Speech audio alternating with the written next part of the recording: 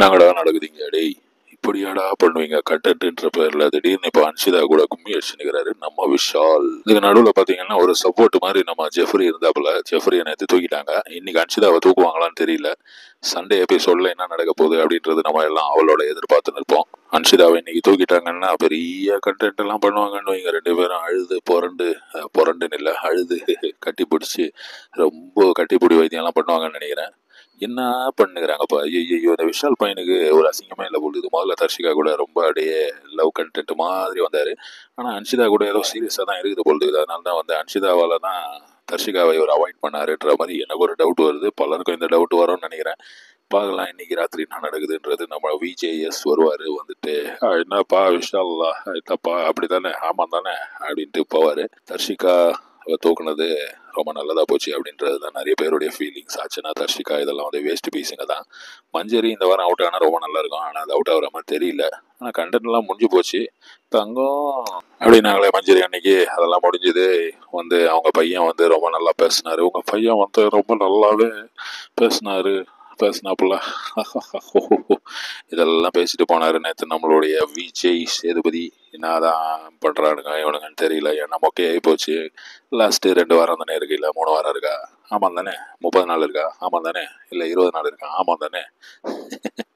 ஆனால் இவங்க 2 பேரும் கட்டி பிடிச்சின்னு பல விஷயங்கள் பண்ணுறாங்கப்பா இந்த பிக் பாஸ் வீட்டில். என்ன நடக்குது இங்கன்னு எனக்கு பார்க்கும்போது புரியலங்க.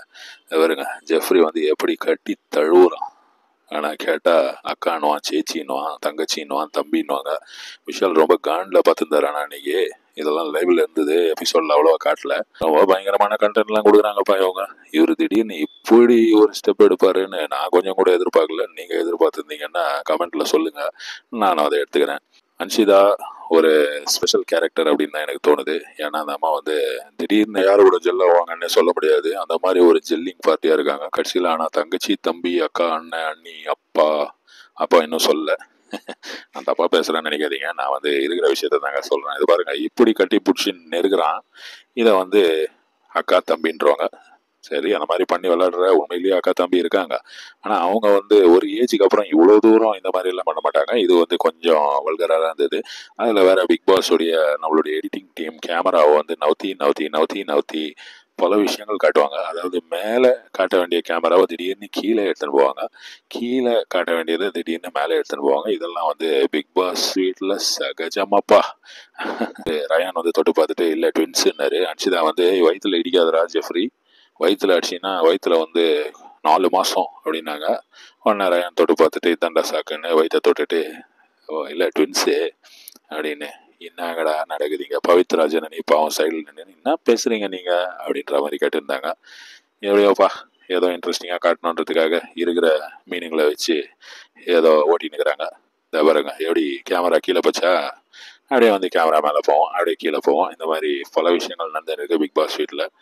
இன்னைக்கு சாயந்தரம் யார் அவுட் ஆக போறாங்கன்னு தெரியல. ஆனால் அன்ஷிதா அப்படின்றது தான் எல்லாருடைய டவுட்டும். அன்ஷிதா அவுட் ஆனா விஷால் பெரிய கண்டென்ட்டா கொடுத்துருவாருன்னு வைங்க. இன்னைக்கு அழுது பிறண்டு என்னமோப்பா ஏதோ பண்ணி இன்ட்ரெஸ்டிங்காக கொண்டு போறீங்க. All the best to Bigg Boss house and housemates.